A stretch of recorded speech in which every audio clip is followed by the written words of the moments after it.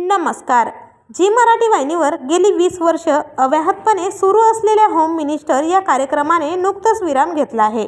आदेश बांदेकर यांनी या कार्यक्रमाची धुरा सांभाळली होती. आदेश बांदेकर यांनी आजवर अनेक सुप्रसिद्ध नाटक, चित्रपट तसेच मालिकेत उत्तम भूमिका साकारत कलाविश्वात एक वेगळं स्थान निर्माण केलं आहे. मात्र नुकतंच त्यांच्यावर दुःखाचा डोंगर कोसळला आहे. त्यांच्या अगदी जवळच्या व्यक्तीचे निधन झाले आहे. चला तर मग जाणून घेऊयात कोणती आहे ती व्यक्ती व काय आहे संपूर्ण माहिती. पण तत्पूर्वी वायन मराठी न्यूज या चॅनलला अजून तरी सबस्क्राईब केलं नसेल तर नक्की सबस्क्राईब करा, जेणेकरून मनोरंजन विश्वातील असेच नवनवीन घडामोडी तुमच्यापर्यंत सर्वात आधी पोहोचत राहतील.